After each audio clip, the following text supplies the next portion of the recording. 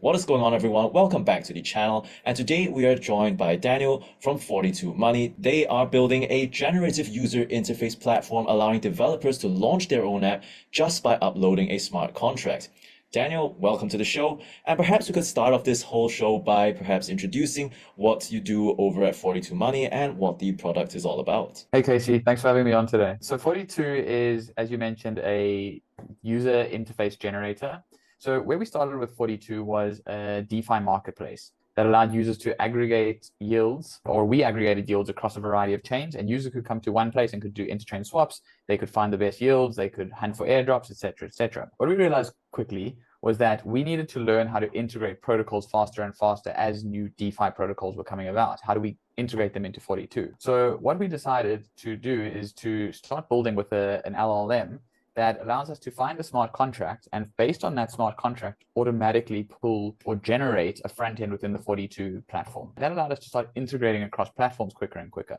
But what we've now started doing is actually offering that as an SDK product in itself. So any developer, whether you're a smart contract developer, for example, at a hackathon, or a small startup team, and you want to test products quicker and quicker, all you need to do is deploy a smart contract onto the 42 SDK. And from there, you can automatically have a fully functioning app. Or if you're a front-end developer, maybe you just want to speed up your development cycle. So you can essentially customize your front end with the 42 SDK. Cool. So you're helping developers really quickly bring their products to market, which of course is key in this new DeFi space where we're seeing more and more competition as well. You mentioned you make use of an LLM to generate these front ends.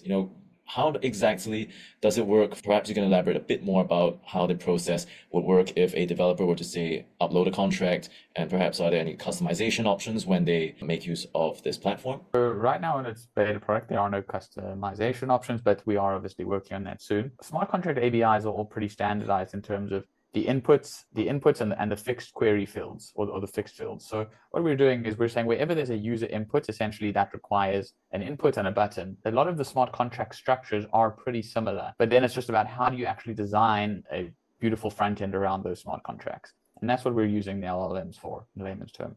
So it's pretty much just mapping the smart contract ABIs to what the user should be seeing. Now, we're also hoping to essentially refine our own model, so our own model can get better and better in that realm. Cool. So pretty unique product so far. How has adoption been going, by the way? Have you been seeing a lot of interest from developers who are looking to speed up the development or go-to-market process? Yeah, we have, and we're still in a very early MVP pre-beta product. We should have a beta out soon, but we have seen a lot of interest. I've been speaking with a ton of developers just to really understand what their pain points are and how do we solve them along the way.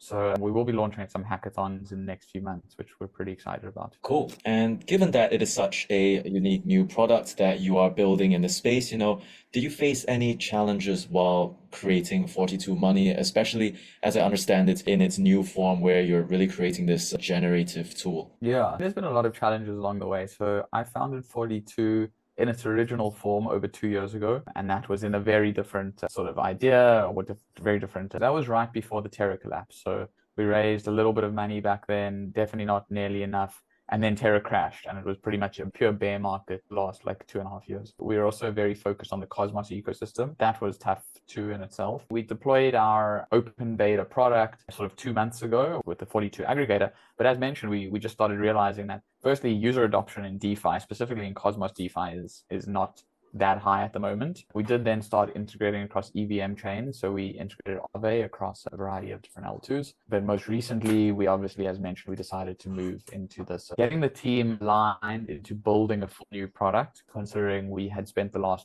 few years building in one direction. That was quite a hard decision for the team. But we look at it as a decision that can actually benefit us in two ways. One, we can sell the SDK product on itself. And two, we can also start integrating within the 42 marketplace quicker and quicker. So it just made sense from I'd say an optionality standpoint and giving us additional revenue streams. But yes, it did require hiring engineers with new types of talent. It was definitely a challenging process, and a process that took a lot of thought and a lot of work. Yeah, cool. So from what I'm understanding, you are going to be merging a new generative platform together with your existing like earned yields as well as farming airdrops. How would you foresee these two aspects working together and perhaps the generative side benefiting the main app itself? We see the two apps sort of merging, whereby we will be selling the SDK product to mainly to startup teams and independent developers, hackathons, accelerators, etc., that want to launch products quicker and quicker. And we see that as a way to firstly get our name out into the market amongst a lot of different developers, specifically within the dev community. But we also see it as a way to refine our product, refine our models, etc. And really, we're just hoping that we can actually start generating some form of revenue and testing this product in itself. Maybe later down the line, we start selling it to bigger protocols too. The way we look at the market is that bigger protocols will not necessarily want to generate a UI through tech because they have their own front-end engineers. But if we can speed up their engineers' cycles, that would be beneficial. So we look at that sort of just selling to the B2B. But with that SDK, we're actually able to go and find whatever smart contracts we want and pull that into the 42 platform too. So within the 42 platform, users will start being able to get a wider array of products within one platform. So what that means is that users don't need to go and click around on, I don't know, 5 or 10 different web apps, for example. They can do everything through 42. Cool. So you mentioned that you will be targeting, these smaller startup kinds of Web3 projects, and some of them, well, they end up maybe being a rug pull or something like that. Are you going to be looking towards actually screening these users? Yeah. So in terms of the protocols we bring into the 42 marketplace, that will be highly vetted so that we won't allow just any product to be in the 42 marketplace. That will obviously need to be approved, at least in the beginning for our team. Maybe there will be like a degen mode where it's just like anything goes, but then it's at your own risk. If there's a scam team around, they're probably going to build a front end anyway. We're just offering front end development tooling, which they have access to. So that's unfortunate, but there's no real way of screening if a team is going to be a scam or a rug pull for our side if they're launching on their own website.